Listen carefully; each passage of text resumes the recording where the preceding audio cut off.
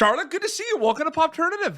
You too. Thanks so much for having me. I'm really excited to chat with you about Cry of Silence. I mean, it's interesting because it's like there's so much that kind of happens before you go to camera on this project, right? And I want to kind of go way back. Like, what was the audition process like for something like this specifically for you? Was it like similar to past auditions? Was it different? What was that like for you?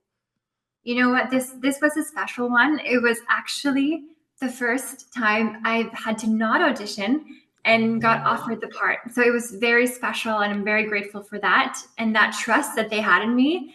I got contacted by their team, and we had a meeting, and then I got offered the part. So that was Amazing. How much did you know about it when they offered it to you?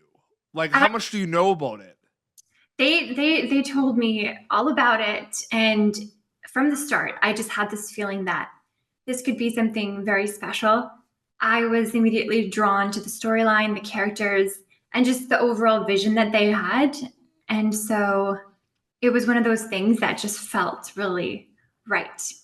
It's a weird feeling too, right? Like you film this, and then like some people in Canada are able to see it, then other places around the world, Prime, are able to see it. Like, does it hit you like something you made can be seen by people? Like, is that always a weird feeling, like for you specifically? I mean, yeah, I mean it's amazing. That's what you hope, that you can do work that can be seen and that will get out there. So it's truly yeah, I'm just very grateful for everything, and it's great. So you get offered the role, it's confirmed, it's done. You're gonna film this. What is that kind of script to screen journey like for you with Cry of Silence? Like, what's it like, kind of reading the script and then seeing it kind of come to life on screen? Because I find that really interesting too, right? Oh my gosh, totally. I mean, that process of being able to contribute to bringing a script to life, that is very special. And it is somewhat of a magical process to see that become a reality. And the things that you had played out in your head to, it's very special. And, it took us a while to get started because of the pandemic, actually. And so so this was, yeah, ongoing for a few years. And then finally we got to it, and we had such a great time shooting it. We were an amazing team, cast and crew. And so sharing that with them was really special. You mentioned the process of bringing it to life. What's your favorite kind of element about bringing it to life, so to speak? Like, is it just kind of being there and seeing it happen, or is there anything specifically? I mean, for sure, there's something about being on set is I mean, to me, the most magical thing. I love it. There's a feeling that I get when I'm there, and so that for sure, the actual bringing it to life is my favorite. So at the end of the day, like, acting can be kind of, it could be also considered storytelling. Like, you're a storyteller. That's what you do. Is there something you like the most about kind of the storytelling component of acting that kind of stands out for you specifically? Yeah, I mean, storytelling is a profound thing that's always been at the heart of our society, and I think it is, to me, it's how we make sense of, our human experience and who we are. It's how we keep history alive. It's how we envision our future. So, and I think we all know how empowering and even transformative it can be when you relate deeply to a character or a storyline. And just what that can do for people is really amazing. And I think, yeah, and just being able to explore different characters and how they see the world and what makes them tick. It's so interesting, and I learned so much. So those things would be my what I like the most about it. And to kind of to continue on what you were saying about exploring these different worlds, these different characters, and the learning and everything, what can you say in regards to that for your character in Cry of Silence, so to speak? Like, what was that kind of like, exploring that character specifically and the learning experiences and all that stuff? Oh, it was a very cool experience because she has a lot of layers to her, and she has, she's basically haunted by her past, and she has to fight for her life back. Yep. So, I had to really go deep inside and connect with some really, more darker, harder feelings to kind of get in that right emotional state. So she was definitely one of the most profound and challenging characters I've had. And I just loved her strength and, how she just wouldn't give up, and um, her outlook on life and her motherly instinct. And there was a lot of really amazing things about her. Absolutely. There's a lot happening in a lot of these genres that have been around for a while, but there's been kind of this popularity and surge in popularity in like crime and thrillers and horror movies and everything. With this film specifically, it can be put in that thriller genre. It can be put in that crime kind of genre. What's it like kind of working in that genre with Cry of Silence, given that there is a big kind of like interest and popularity in that genre? I'm curious about that. Yeah, I mean, it's exhilarating and also challenging. I think, this genre, it really comes down to tension and moral complexity and unexpected twists. And so it almost feels like every moment has like a purpose. And so it's, and also just to dive into the more darker aspects of human nature is so interesting. And, looking at different motives and fears and vulnerabilities that pushes someone over the edge. So yeah, it's really cool to be a part of it. And, I see the thrill in it, why people really enjoy watching it. And in terms of that, like being able to watch it, can you talk a little bit about, at some this was originally like it was out like people were able to watch it in Canada, right? At some like originally, and now more people are going to be able to see. Can you talk a little bit about that, where people can kind of watch the film specifically right now?